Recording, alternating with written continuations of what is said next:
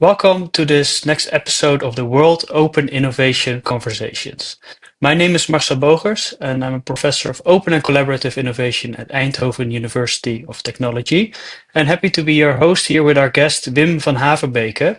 Welcome, Wim, to our podcast. Maybe you can just briefly introduce yourself. Yeah, very short. I'm Wim Vanhaverbeke, Professor Digital Strategy and Transformation at the University of Antwerp. And so I'm very happy to be here. And if I can answer some questions, I'm happy to do so. Okay, great. It's great to have you. Of course, we've known each other for quite some time and have had many conversations, but now I think it's nice to have this opportunity and share it with the rest of our community. So there are a few things I wanted to discuss with you, kind of looking back at the concept of open innovation, which is, of course, a topic that really connects our interest.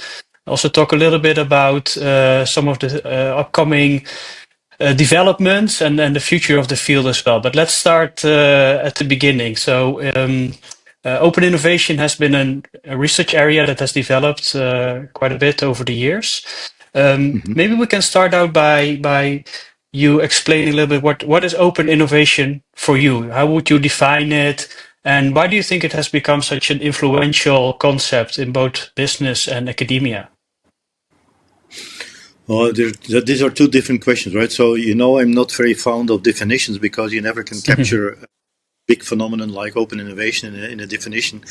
We did it in 2006 with Henry in the first academic book researching open innovation. And that there we mentioned that it was basically about inflows and outflows of knowledge to accelerate your innovation, and on the other hand, monetize, let us say, on innovation you don't need.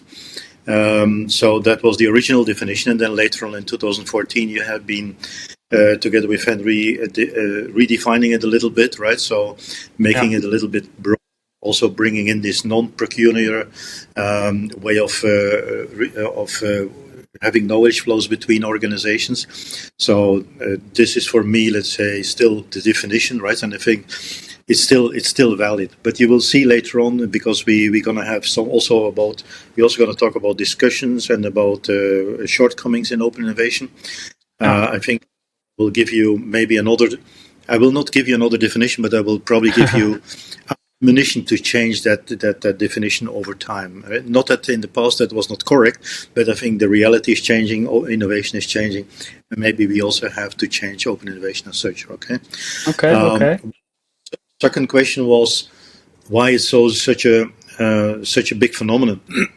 Exactly. Yeah. It was one of the very first ones to analyze, let us say, anomalies, if we can call it that way, into the typical innovation process of large companies at that time, right? So in the post-war era, we had a lot of companies doing a lot of internal R&D.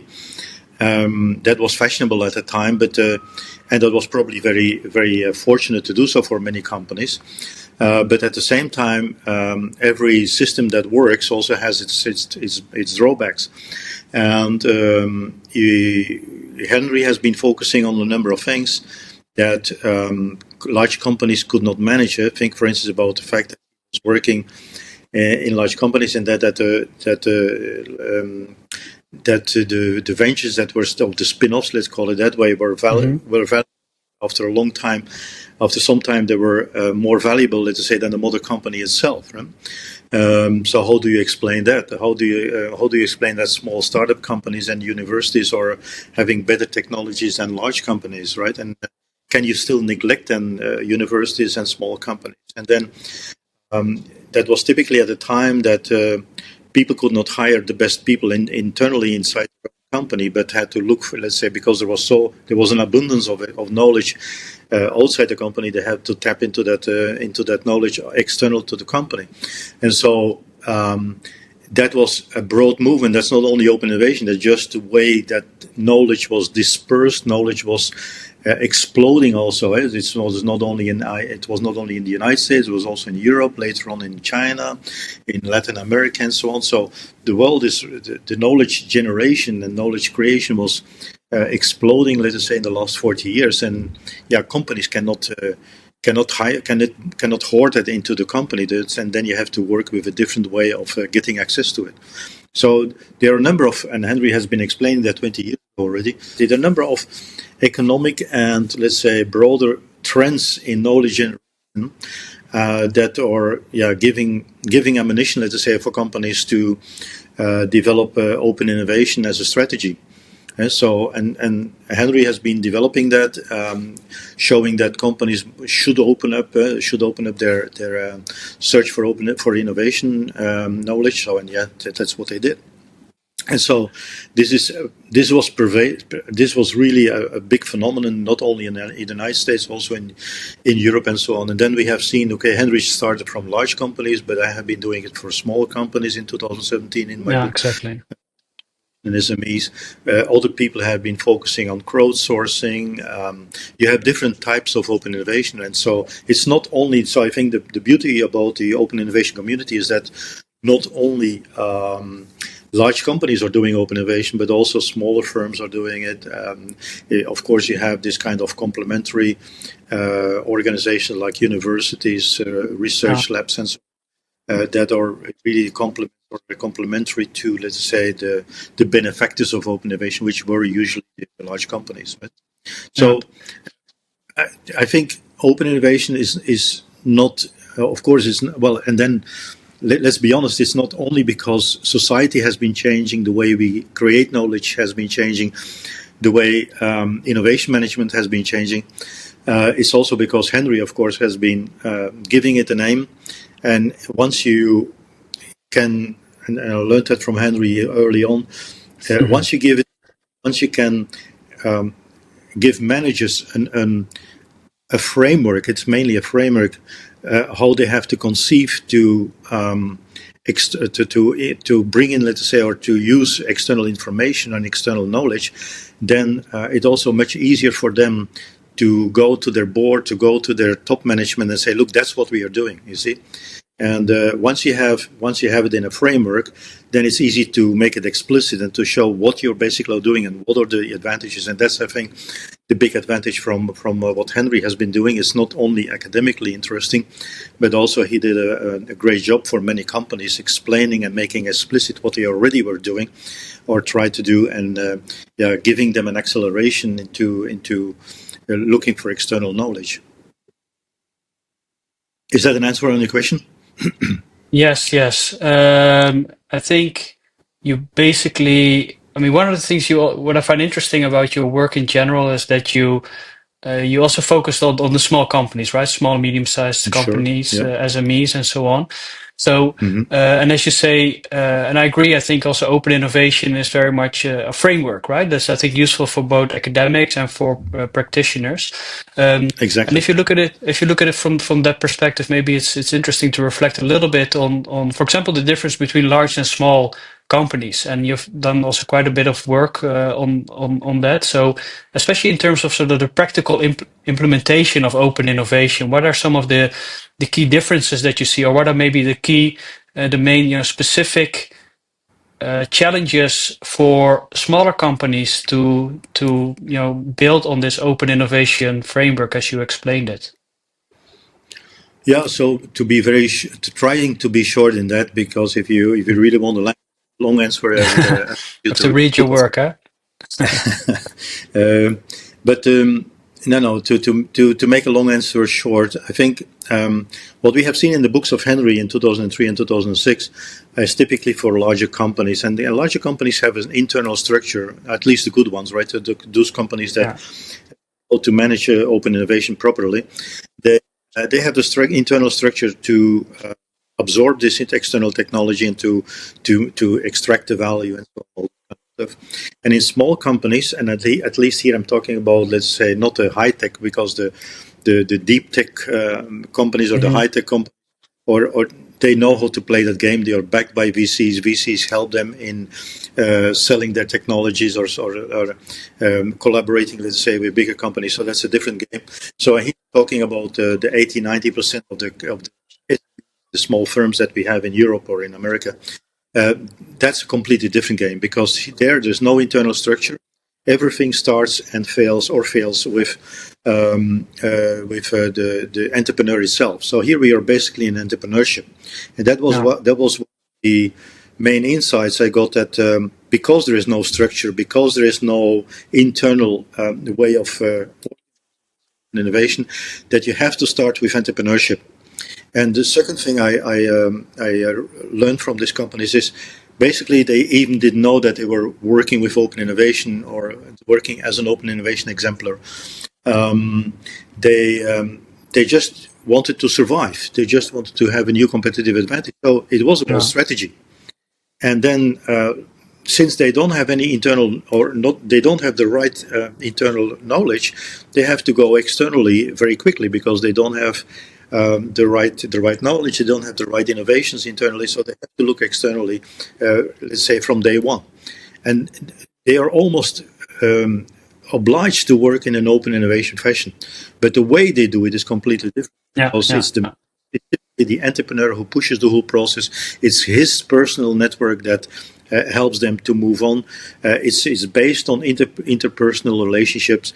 So it's a completely different game. And also, for instance, like IP, in most cases doesn't play a big role. It's more about trust. It's more about speed and so on. So being agile, all this kind of stuff, and working in a professional way.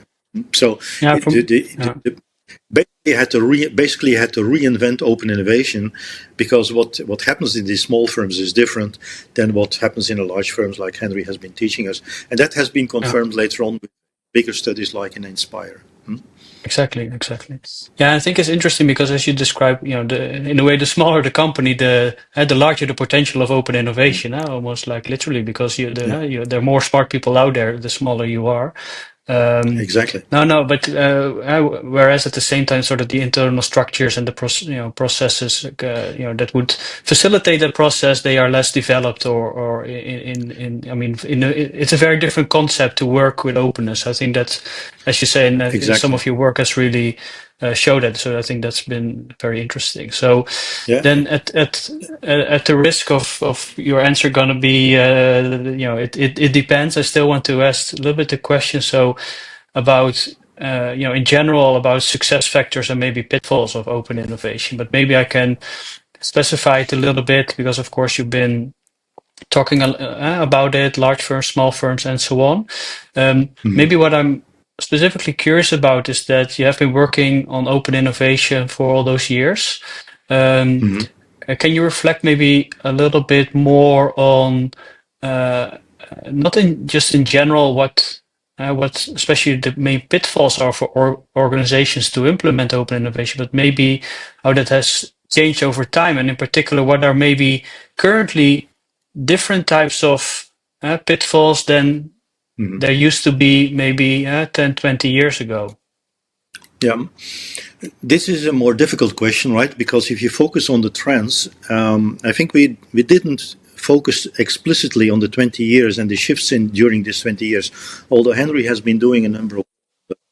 But I think as a community, we didn't focus enough on how the situation has been changed. And I think in the last few years, let's say 5, 6 years, we have seen major changes. And I think the managers are probably more aware of that than we do as academics. Yeah, that's right. I give you a few examples, right? So at the time that Henry was writing his books in 2003 and 2006, having these kind of platforms for finding, so to do some crowdsourcing, like in Nine Sigma and Innocentive, that was very much an how I would call it, a website-based thing, right? So an internet-based, not a website, but an internet-based platform, where you just have a request for proposals and where people react on that. Today, I see that this model may still work, but I see with AI, for instance, you have now algorithms that where you have the matching almost automatically done with AI. And so where people can come up with complete different business models to match a big company with a small company, and where instead of broadcasting and having all this work with too many proposals that are not worth anything, now you can narrowcast it, and you can really look for 10, 20 people, maybe 30 people in the world that have the right knowledge.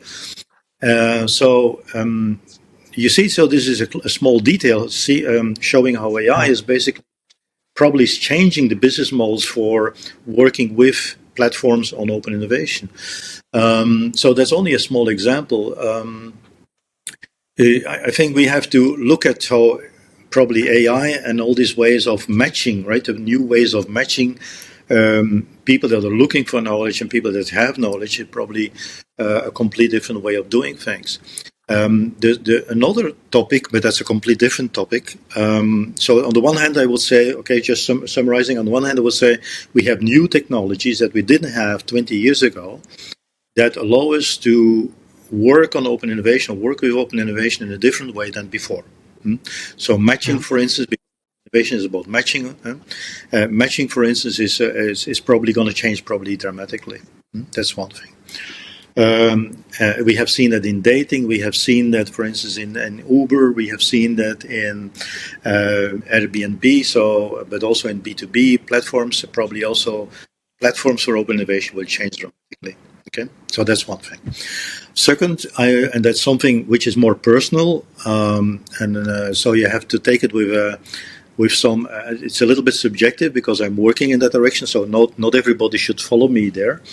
I think open innovation has been defined 20 years ago as a way of innovating for companies, right? So it was closed innovation versus open innovation, and open innovation was all about new product development. And you had the product, you have the funnel, the innovation funnel, and it was all about development. One thing I see in companies, I don't see that yet in the academic world, and I have been advocating that a few times lately, is that companies are not starting with, okay, I want a new innovation. I see a lot of managers seeing innovation as a cost issue. And if you talk about cost issues, they don't like it. But they start with a strategy. They start with, okay, we need a new competitive advantage. The world is changing fast, so we need a new way of competing.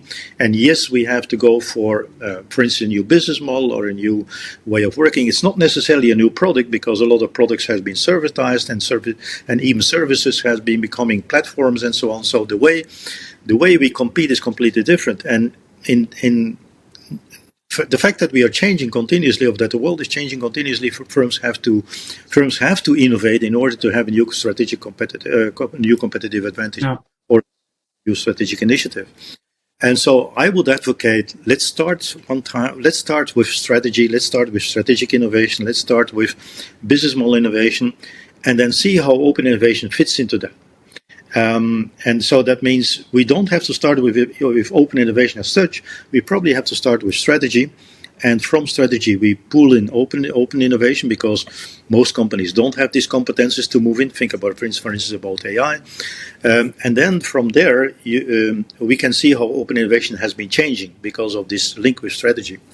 Mm-hmm. One big change I see there is that if you link it to strategy, all of a sudden you see then big possibilities, or let's say huge possibilities, to broaden the relevance of open innovation. If I put it black and white, right, I would say, okay, previously open innovation was all about creating a new product or creating a new service, right, through the funnel, right, and we still think in that this kind of terms. But if you look nowadays how companies are trying to get a competitive advantage, it's much more indirect. And in some cases, you see that the innovation funnel as such in the company is no longer necessary. I give you one example, and I like to come back on that one. You already may know Sky Energy. Sky Energy is a small firm created by venture capitalist and KLM. And KLM had the purpose, the objective in 2009 already to become a sustainable company, and so they wanted to have sustainable aviation fuel. Such sustainable aviation fuel, there was no supply because there was no demand. No, they wanted to generate supply to have a guarantee. So because they had guaranteed demand, but you see already KLM has no intention whatsoever to move into the oil business. That's in the sustainable oil business. That's not their business. They are in aviation. They are in airline business, right? And they stick into that business. But the question is, can you generate innovation elsewhere in order to get your strategic objective done, right? In order to implement your strategic objective, and the answer is yes. So here we have not a new product that you develop, right? But you have an incentive, a strategic incentive of KLM to generate a massive open innovation or a massive innovation elsewhere, because you want to implement your strategic objective. And I see more and more of these cases, right? Most of the sustainability cases are like that. Companies want to be sustainable. Your own case, for instance, with that you wrote with Henry about the paper bottle of The the green paper. Carlsberg, Carlsberg green fiber is an bottle, example. There, Carlsberg has been focusing a little bit on the implementation, right, together with partners. So there was an open innovation case, but see very quickly that Carlsberg pulls out because it doesn't want to commercialize. And that's an interesting point. We always have been learning, okay, you do open innovation or you engage in open innovation because you're a benefactor and you will commercialize it. And in this new way of thinking, right, so with KLM, for instance, and with Carlsberg, you don't want to commercialize it because it's not your business. Carlsberg is not in Carlsberg is in beer brewing. So you have a new imperative, that is that once the innovation is there, you have to make sure that somebody wants to take care of the commercialization and the exploitation of that technology. And so it becomes much more complex. And the beauty of it is that by doing this, you automatically have a link to ecosystem thinking. Exactly. And ecosystem thinking is very fashionable. So I see there a very interesting ecosystem thinking, but also a way of using open innovation to improve our thinking, or let me say it differently, to improve our thinking about innovation or innovation management in ecosystems. Yeah.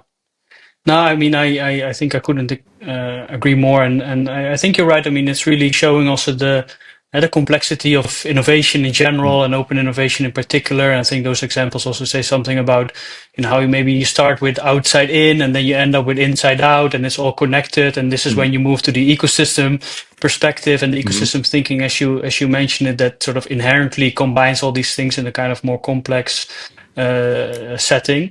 So I think, I mean, that's very interesting, and you're basically arguing that this is also where the field is moving. So on the one hand, this says something about, okay, where are the opportunities and the pitfalls for implementing open innovation, but also says something about, okay, where is this field going, for the fellow researchers to think about, okay, where are the interesting studies going to be in the future. And I think that's in itself a good observation. And also here you say that because on the one hand, I think you observe that there's maybe you can start to challenge. I think that's what you're saying, even the relevance of open innovation, because it's all becoming more complex and so on, the whole story you tell. But at the same time, I think is also here you say that this is exactly where the opportunity lies, because it's about how do you connect open innovation to other phenomena, to other fields, and that integration, whether it's ecosystem, literature, or strategic management, or maybe even in broader domains.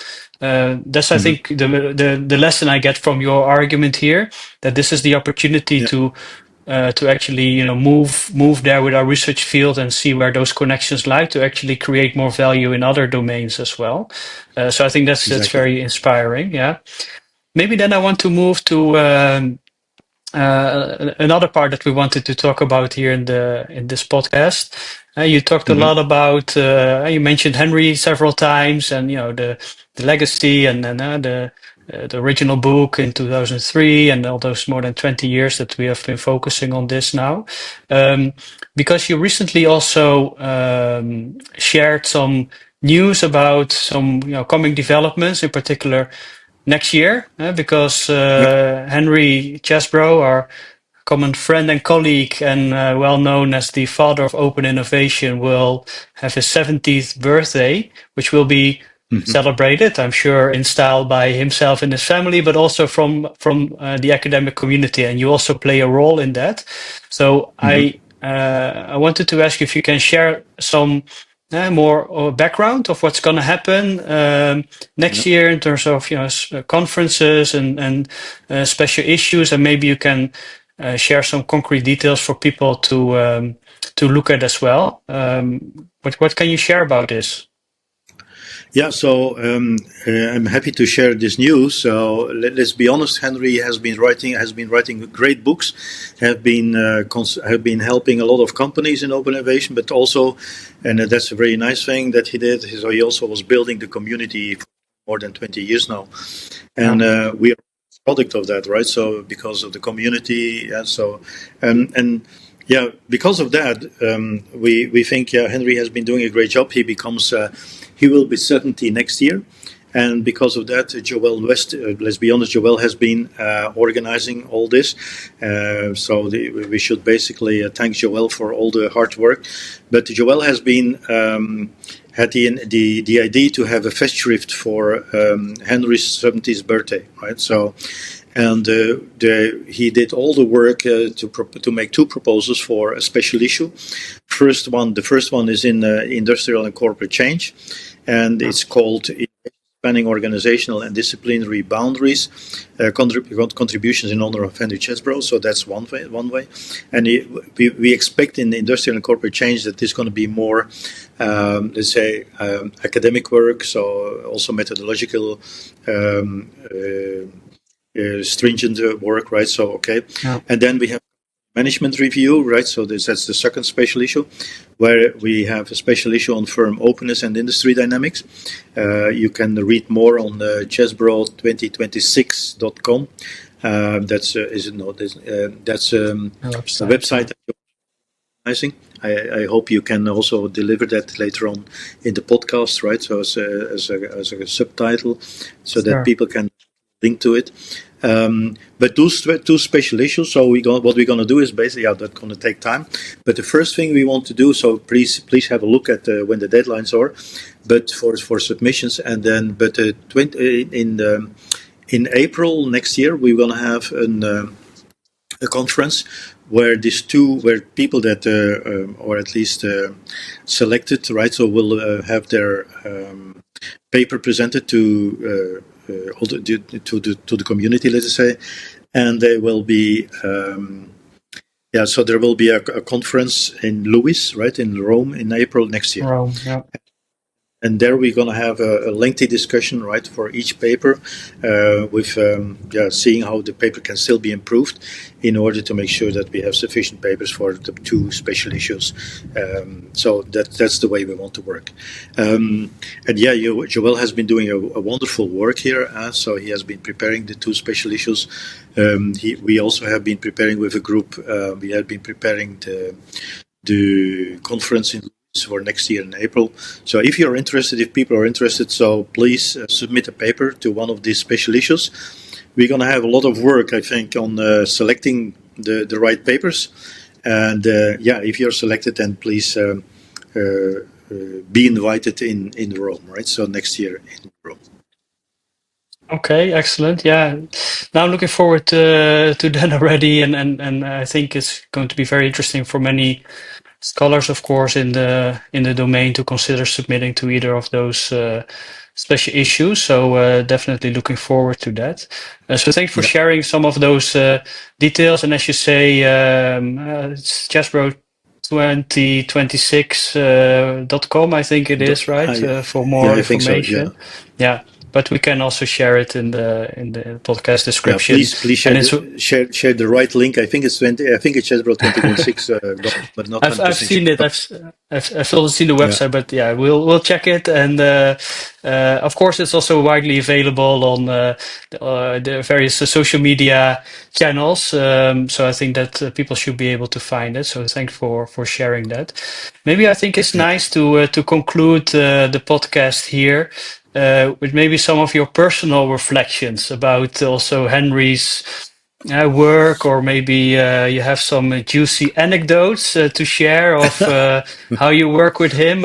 But keep in mind that it's going to be shared, so it has to be decent, and we have to make it public. Eh? Yeah, sure. No.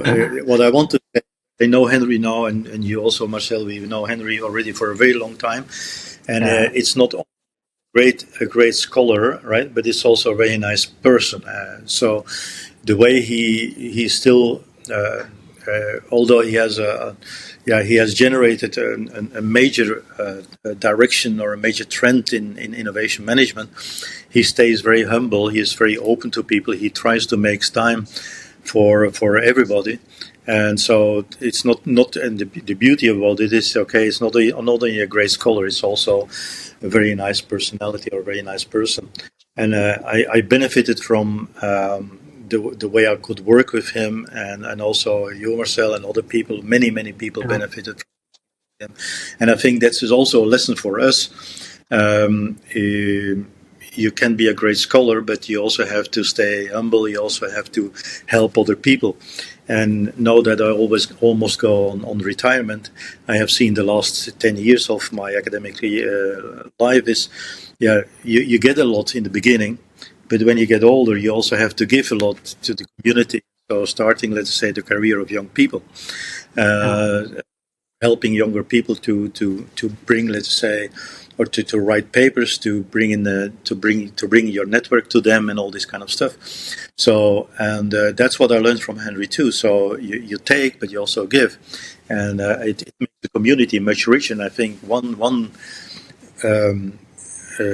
one characteristic of the open innovation community is that because Henry, but also other people, have been working hard on not only getting but also giving to the community, makes it a vibrant community. And I think this is a lesson I want to share with everybody, and a lesson I learned from Henry. Yeah. So no juicy anecdotes, but I totally agree with those lessons. I can tell you a nice anecdote. Which I can tell you a very nice anecdote. Some people know it already, other people don't know it. But it's a very nice anecdote in terms of also, and it's also a lesson for academics. I was already for 7 years busy with corporate venturing, and just corporate venturing with smart startups and so on. So I was already embedded into open innovation without naming it open innovation.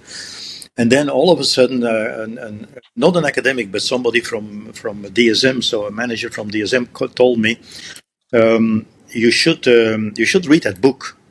What is that book? Open Innovation. Okay. So I read it and I said, damn it, I had to write that book because it's exactly what I'm doing already for 7 years. So what I did is, a few days later, we had this kind of call for PDWs for AOM. And I had that idea. Okay, I said, okay, I didn't know Henry at all. And so let me email Henry and see what he says. And a few days later, and it's typical for Henry also, he said, okay, let's do that, right? So you organize it, let's do it. And he opened his network, and the rest is history, right? So it was the beginning of a 2006 book and so on. So it shows a few things. First, Henry was very open to work, let's say, and to work with an unknown guy called Wim Vanhaverbeke. So that's nice, right? So because you take risk, and I think good people have to take risk in academia. But also the other way around it is, if you look from my side, this has been the start for my career in a way I could not anticipate. And so you have to take some initiatives here and there. You have to network, and you have to initiate, let's say here in this case, a PDW, and the PDW, you never know, a PDW can be the start of your career. The other lesson I have is, so if you're working on something, it prepares you for the future. Because I saw from minute one that open innovation, that book would be great, at least because it was something I was already prepared for, let's say, 7 years, because I knew it was going that direction. I knew DSM and Philips and other companies in the Netherlands were working in that direction. So I saw it in the reality. It didn't have a name, and Henry gave it a name and gave it a framework. And so I saw the value immediately, and that's probably because I was prepared. So be prepared, work hard, do your job, be prepared for nice things, and then take the initiative. And that's something that we have to do. Nice. So it's not only reading books, it's not only reading articles, it's not only writing papers, but be together with managers, have a network, talk to politicians, and that's a rich network, right? Which allows you to capture, let's say, opportunities, be ready for opportunities, and then take initiatives. And many initiatives will not do anything for your career. Sometimes one or two big opportunities will work out. Yeah. No, I mean, thanks for sharing those stories, and I think we definitely also share that experience also with I working with Henry, and it's for me. It sounds like openness in so many dimensions, right? I mean, of course, we talk Exactly. about Yeah. open innovation, about knowledge flows inside out, outside in, but it's also about it says can say I think it says something about his personality and something that we have all learned Yeah. from him. That also it's about give and take. It's about making those connections. So it's kind of another. E- It's almost like open innovation in your personal life and your Exactly. professional career, right? Yeah, I think about all the PowerPoints I got from Henry sooner in the beginning and later on. We shared both ways, right? And Yeah.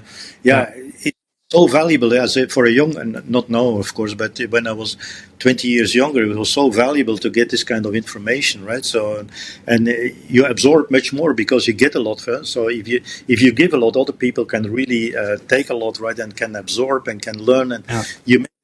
The better your partners are, the better you become, right? So, and it's a community based learning, and that's interesting Yeah. to learn from Henry. Yeah. Yeah, exactly. I think that's also a perfect note probably to end on. And I think at the same time it's almost an invitation for people to be part. I mean, we are open also as a community in the way that you describe it, as we have learned it from Henry. Yeah? So Exactly. and we're always open to engage, and whether it's directly or through whatever platform you may want to use. Of course, this is also what was started through the World Open Innovation Conference itself, and how we try to Yeah. further develop it, and Yeah. that's really, I think that's that's part of the DNA, yeah, that he gave to that community also to have that Exactly. kind of openness and welcome new ideas to share with others. So again, I also couldn't agree more with that one either. So Yeah. yeah, And so and I let's can let's yeah. yeah, I can really advise everybody to join the WOIC 2025 in Bilbao. Right, that's in November. Correct. Yeah, definitely. So that's definitely an open invitation for everybody. So thanks for for the plug on that one as well. So I think And yeah. I will be there too. So No, excellent. So I think this is the place, I mean, where you can also see a lot of the live action and make the yeah, connections and connect to the people. And that's exactly what we want to do. This is the vision with the conference itself. So I look forward to seeing you there anyway. And yeah, I would like to thank you also for your time and sharing some of your insights, including some of the anecdotes, but also the way that you've worked with open innovation in general, with Henry in particular, and sharing some details of all the great things that will happen next year to celebrate his contribution to the field. So yeah, thanks Wim very much for that, my and thanks pleasure, to my all pleasure. our listeners. Thank you. Thanks to all our listeners also for joining, and hope to see you in the next episode of our World Open Innovation Conversations. Thank you and goodbye. Thank you.